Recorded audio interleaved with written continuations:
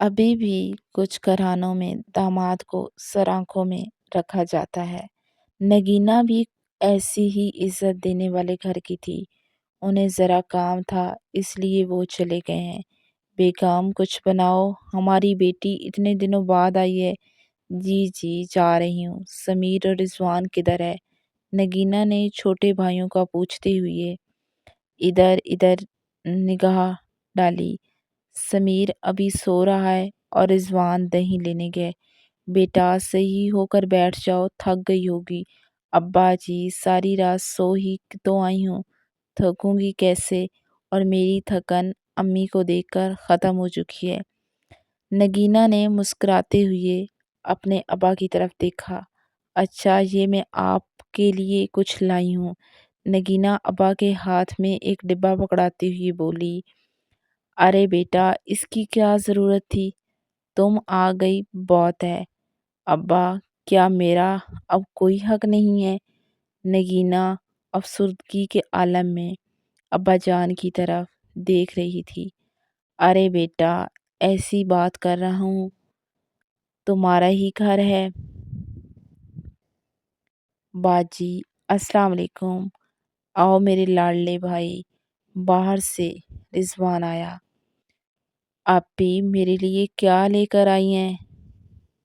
मुझे तुम याद ही नहीं रहा।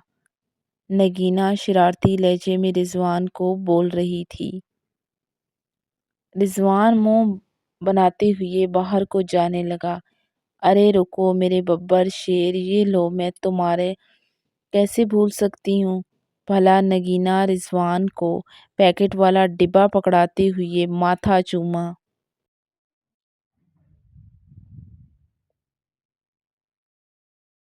अम्मी मैविश किधर है? बेटा उसकी वालदा की तबीयत खराब थी, रशीद के साथ चली गई है। मैंने ही इजाज़त दी थी। अच्छा आपकी तबीयत कैसी है? हाँ बेटा अब काफ़ी बेहतर हूँ। बहुत ख्याल रखा है मैविश ने। ये तो अच्छी बात है। अम्मी मैं कल देर से आऊँगा, मीटिंग में जा रहा हूँ। मैविश को कहना कि रात इधर ही रुक जाए।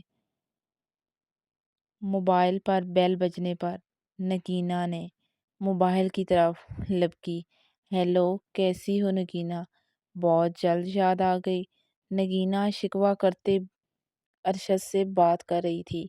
पूरा हफ्ता हो गया, आपने याद तक न किया। यार कुछ मसरूफ़ हूँ मैं, इसीलिए कॉल नहीं की। कब आ रही हैं? अबू अम्मी आपका पूछ रहे थे। मैं 2-4 दिन में आ जाऊँगा। बस थोड़ा सा काम रह गया है। अरशद वजाहत कर रहा था। अम्मी की तबीयत कैसी है? हाँ अब काफ़ी बेहतर है। महविश आ रही है? हाँ आ रही है। सर आरिफ साहब आ गए हैं। दूसरी जानिब से शायद कोई अरशद से मुखातिब कर रहा था। आइए बस। अच्छा नगीना मैं जा रहा हूँ, ठीक है अपना ख्याल रखिएगा। अस्सलाम वालेकुम साहब जी। अरे महविश कैसी हो? अरशद दरवाजे से अंदर दाखिल होते हुए बैग महविश को पकड़ाते हुए हाल हवाल पूछने लगा। तुम्हारी अम्मी की तबीयत कैसी है? जी साहब अब बेहतर हूँ। और हाँ मुझे साहब जी मत कहा करो, सर बोला करो। जी साहब जी, ओहो जी सर जी। महविश अपना लफ्ज़ दुरुस्त करते हुए अरशद के पीछे पीछे जा रही थी। रशीद चले गए हैं? जी सर अबू चले गए हैं। घर रात के 11 बज चुके थे। तुमने मेरे रूम की सफाई की कर दी है? नहीं सर मुझे याद नहीं रहा। अच्छा जाओ सफाई करो, मैं फ्रेश होकर आता हूँ। जी सर करती हूँ। महविश हुक्म की तामील करते हुए अरशद के रूम में चली गई। बहुत खूबसूरत हो तुम। अरशद अब फ्रेश होकर बाहर आ गया था और मुसलसल महविश के जिस्म को खुदोखाल देख रहा था। महविश बेड को आगे की तरफ झुककर साफ कर रही थी। مہوش کو احساس تب ہوا جب ارشد مہوش کے اس قدر قریب آ گیا کہ مہوش کی مہک وہ بےثانی محسوس کر سکتا تھا۔ سر آپ کیا کر رہے ہیں؟ کچھ نہیں مہوش، تمہاری خوبصورتی دیکھ رہا ہوں۔ سر میں ایسی ویسی نہیں ہوں، خدا را دور رہے مجھ سے۔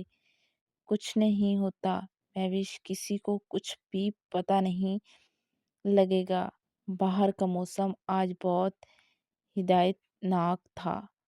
شدید بارش، بجلی کی گرج چمک میں ماحول کو مزید ہدایتناک بنا رکھا تھا۔ پلیز مجھے جانے دیں، چھوڑیں مجھے۔ مہوش اپنی کلائی کو چھڑواتے ہوئے شدید حیرانگی کے عالم میں تھی۔ اسے کچھ سمجھ نہیں آ رہا تھا۔ ارشد کی گرفت اس قدر مضبوط تھی کہ مہوش چھڑوا نہ پائی۔ ارشد نے مہوش کو بیڈ پہ دھکا دیا۔ مہوش ارشد کا وزن برداشت نہ کر پائی اور ارشد کے منہ سے شدید گندی بدبو آ رہی تھی، جس سے صاف ظاہر ہو رہا تھا کہ ارشد نشے میں ہے۔ ہوش آنے پر مہوش کو روتا پایا۔ سوری مہوش، جو کچھ ہوا نشے میں ہوا۔